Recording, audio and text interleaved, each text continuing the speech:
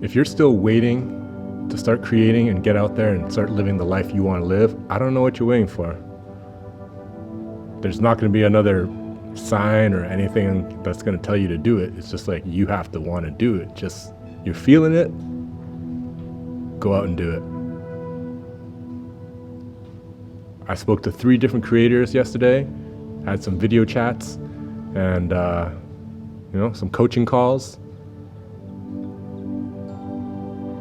And the feeling was the same thing, They're just so pumped and hyped and filled with energy, filled with creativity to put out the content that they want to put out.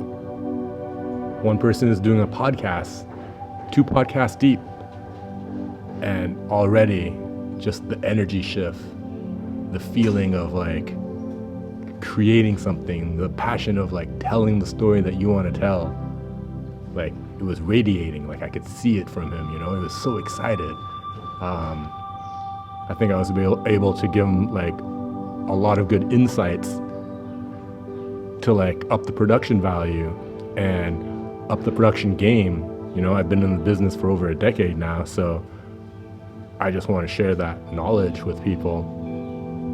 Then I had another call, and one of my best friend's wives, and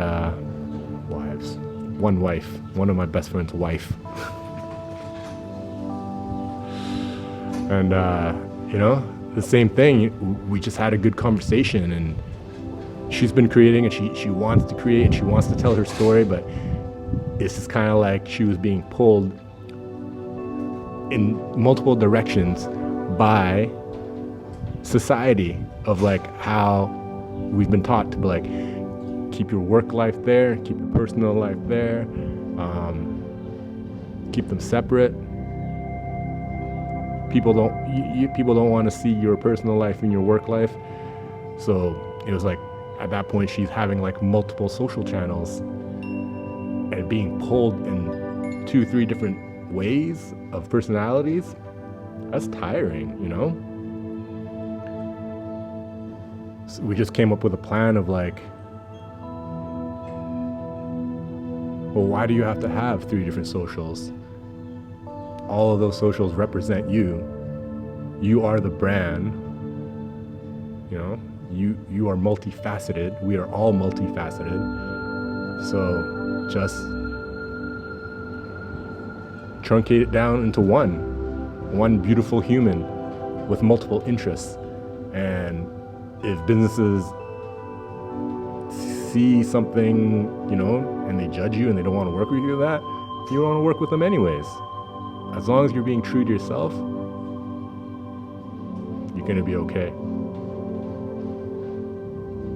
And then my last call was with my ex second shooter for weddings. And that was just inspiring to talk to, because like I remember our first wedding together. Like, you never shot a wedding before, and I was like, oh man, it's gonna be a tough one. But mellow, cool as ice always, just chill. Like, picked up everything really fast, and it was like the best second shooter I ever had. And now he wants to manifest a better life for himself too, not just like the rat wheel and the hamster wheel and the rat race. And it was incredible to see that, like, he was like, hey man, check this out.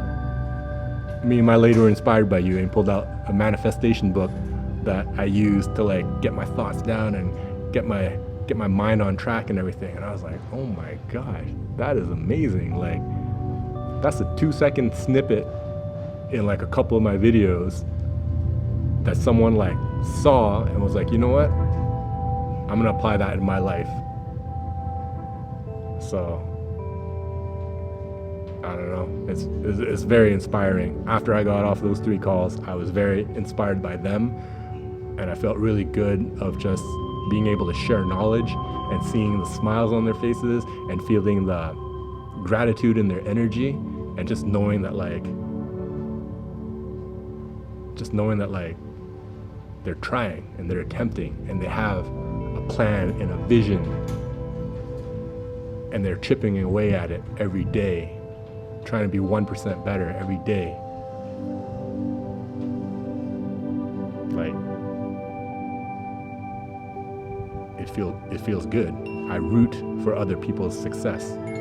I root for everyone's success. Just like I root for mine, you know?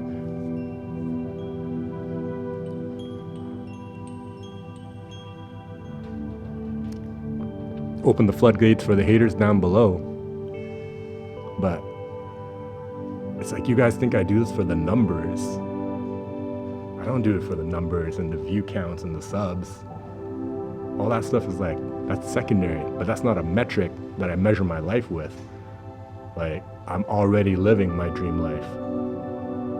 Ocean, mountains, good weather, family time, and creating is what lights me, is what fuels me. That's my passion. Like, if I wasn't doing this, I'd be creating somehow, something. Even my first love, cooking, that's creating. That's what just lights me up. That's what fills my cup. That's what my passion is. So, I mean, I don't do this for you guys. I don't do it for the views. I don't do it for any of that. That's not a metric that I use. That's secondary. I'm already living the dream life. And that's what I'm trying to tell everyone. Like, you got to be honest with yourself. You got to think about what you want. And then as soon as you are honest with yourself and think of what you want and can see it, step towards it and take another step and take another step, and you're gonna get there. It's impossible, you know? Back to the first call I had, Chef Silky Mal, his podcast. I was like, what do you want out of this podcast? You know, like, what are you looking for?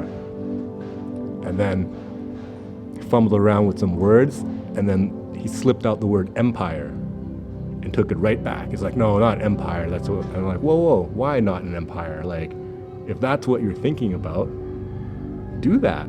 If you want to build an empire based around your podcast, don't belittle yourself. Don't belittle your dreams. Say it. Think it, say it, do it. Chip away at it. Build it every day. Like, my dream life is this right here. Homeschooling the kid, not letting a stranger raise her, being at home with my family, spending quality time with each other while everyone's in their own corner working alongside my best friend, my wife, having, you know, the craziest laughs, brainstorming at night what we're gonna do, like building our empire together. What could be better than that?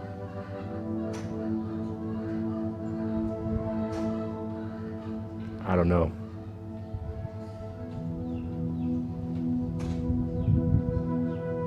But yeah, so